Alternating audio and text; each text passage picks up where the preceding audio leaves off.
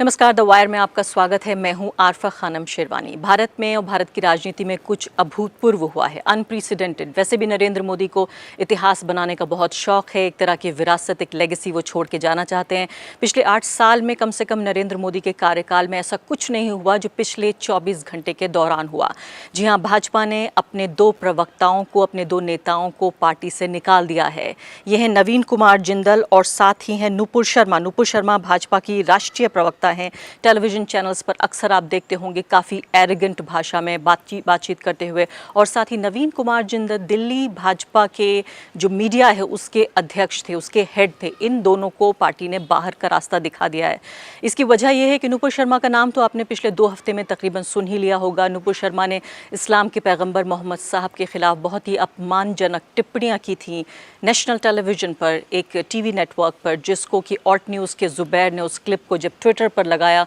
उसके बाद प्रोटेस्ट वगैरह हुए, यानी विरोध प्रदर्शन हुआ कानपुर में और एक तरह से वहाँ शांति व्यवस्था भी भंग हुई, दंगा भी हुआ। उस पर मैं बाद में आऊँगी, लेकिन पहले आपको बताती हूँ कि क्या चीज़ ऐसी हुई है जो अनप्रेसिडेंटेड, अभूतपूर्व है। अभूतपूर्व बात यह है कि क्यों इन दोनों को निकाला गया पार्टी से। उसकी वजह यह है कि पिछले 24 घंटे में, या थोड़ा सा और पीछे चले जाएं तो 36 से 48 घंटे के दौरान पूरी जो मुस्लिम दुनिया है, ख़ासकर जो गल्फ़ कंट्रीज़ हैं, जो खाड़ी के देश हैं, वहाँ पर ये खबर पहुँच गई कि भारत में जो भाजपा के नेता हैं उन्होंने, ख़ासकर इनका नुपुर शर्मा का मैं जिक्र कर रही हूँ, उन्होंने पैगंबर मोहम्मद साहब के ख़िलाफ़ इस तरह की अपमानजनक टिप्पणियाँ की हैं और उन्होंने एक डिप्लोमेटिक लेवल पर इस घटनाक्रम को आगे बढ़ाया। इसमें सबसे पहले कतर ने लीड लेते हुए भारत के जो एम्बेसडर हैं उनको बुलाया और अपनी शिकायत बाकायदा दर्ज की और ये कहा कि एक पब्लिक अपॉलॉजी, यानी कि एक सरेआम माफ़ी मांगी जाए, चूँकि जो रूलिंग पार्टी है बीजेपी, उसके प्रवक्ता, उसके नेता इसमें शामिल हैं।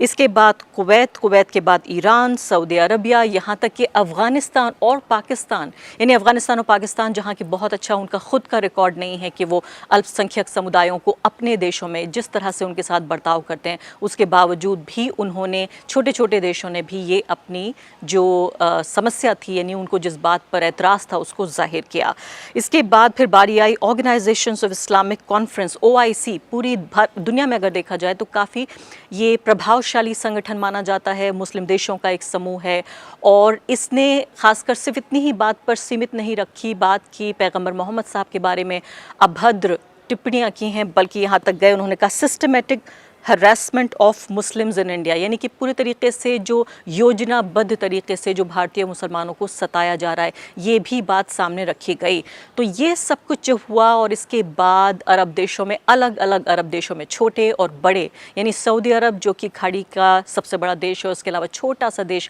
कतर, इसको मिलाकर अलग अलग देशों में जब भारतीय जो प्रोडक्ट्स हैं, जो भारतीय सामान है, उसको बॉयकॉट की कॉल्स आने लगी, वीडियो कॉल्स दिखने लगी और तमाम तरह का इस तरह का जब कैंपेन चला तो नरेंद्र मोदी सरकार की तरफ से, मैं कहूँगी भाजपा की तरफ से, एक स्टेटमेंट, एक वक्तव्य जारी हुआ जिसमें बहुत ही वेग, यानी कि कोई बहुत स्पष्ट तरीके से उस बात को नहीं कहा गया, जिसमें ये कहा गया कि जो इंसल्ट है, इंसल्ट्स अगेंस्ट रिलीजियस पर्सनैलिटी, यानी कहीं भी पैगंबर मोहम्मद साहब का जिक्र नहीं हुआ, उनके अपने पार्टी कार्यकर्ताओं या पार्टी जो नेता हैं, जिसमें national spokes person Nupur Sharma भी शामिल थी, उनका कोई नाम नहीं हुआ। यानी बड़े ही अनमने ढंग से ये एक वक्तव्य, एक स्टेटमेंट उन्होंने जारी किया। लेकिन उसके बाद जो हुआ वो 2 ये निष्कासन के जो लेटर्स थे, नुपुर शर्मा को सस्पेंड किया गया है और नवीन जिंदल को बाकायदा पार्टी से बाहर निकाल दिया गया है। तो ये दोनों जो घटनाक्रम पेश आए, खासकर पिछले 8 साल में हमने नहीं देखा। अलग अलग तरह की भद्दी, बहुत ही अभद्र टिप्पणियाँ,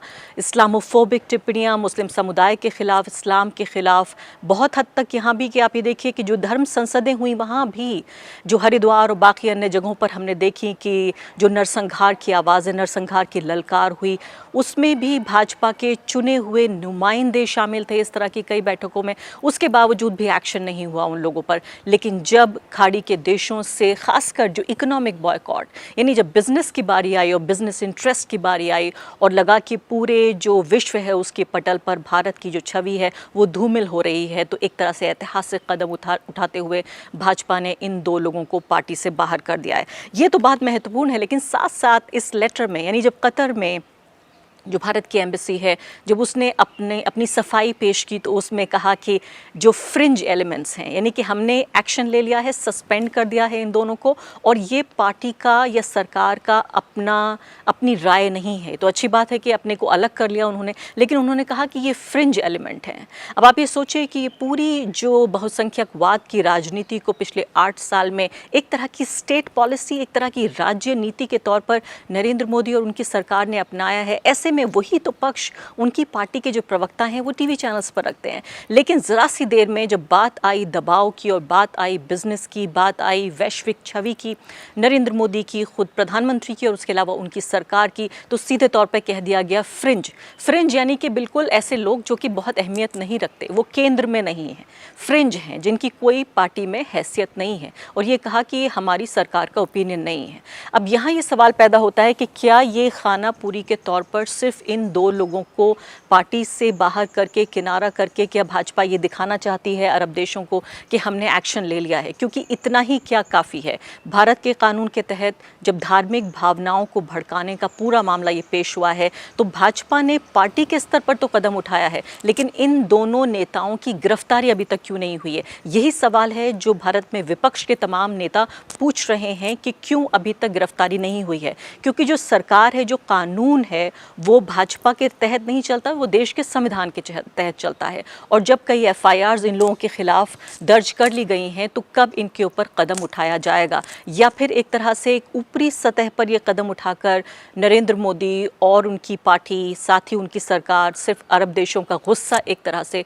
थोड़ी देर के लिए थम देना चाहते हैं कि ये इकोनॉमिक बॉयकॉट की जो कॉल्स हैं ये वापस हो जाएं, उसके बाद फिर वही बहाल हो जाएंगी चीज़ें जो ये हो रही थी? या फिर ये माना जाए कि ये जो बहुसंख्यकवाद की राजनीति का एक गिराव शुरू हो जाएगा यहाँ से? मैं इस पर विश्वास करना चाहूँगी कि अगर इतना बड़ा कदम अंतर्राष्ट्रीय स्तर पर दिखाना चाहती है नरेंद्र मोदी सरकार कि वो नफ़रत के ख़िलाफ़ है, वो बहुसंख्यकवाद के ख़िलाफ़ है, वो हिंसा के ख़िलाफ़ है, और जो मुस्लिम विरोधी पूरी राजनीति है वो उसको बल नहीं देगी, उसको एक स्टेट पॉलिटिक्स, स्टेट पॉलिसी के तौर पर आगे नहीं रखेगी, तो क्या ये माना जाए कि बहुसंख्यकवाद की राजनीति का गिरावट है? लेकिन इसके साथ साथ हमें इसके बरक्स भी, इसके उल्टे भी जो ट्रेंड देखने को मिल रहा है वो ये कि कानपुर में जो हिंसा हुई उनमें जिन लोगों की लिस्ट जारी की गई है, अपनी स्क्रीन पर देखिए आप, जो ये लोग नज़र आ रहे हैं, इनमें भी ज़्यादातर एक तरफा कार्रवाई की बातें सामने आ रही हैं। तो एक तरफ स्टेटमेंट देना, एक तरफ अपनी पार्टी के लोगों को बाहर निकालना, उनसे किनारा कर लेना कि ये पार्टी का या सरकार का अपना, हमारी राय नहीं है, हमारा ये व्यू नहीं है, हमारा ये पक्ष नहीं है, और दूसरी तरफ वो लोग जिन्होंने प्रदर्शन किया, विरोध किया, क्योंकि पैगंबर मोहम्मद साहब के बारे में इतनी अपमानजनक और अभद्र टिप्पणियाँ की गई, उनके खिलाफ इस तरह की कार्रवाई करना, ये दोहरापन अपने आप में क्या बताता है? द वायर के और वीडियोस देखने के लिए सब्सक्राइब करें और बेल आइकन पर क्लिक करें। स्वतंत्र पत्रकारिता की आर्थिक मदद करने के लिए डिस्क्रिप्शन में दिए गए लिंक पर जाएं और अपनी राशि चुनें।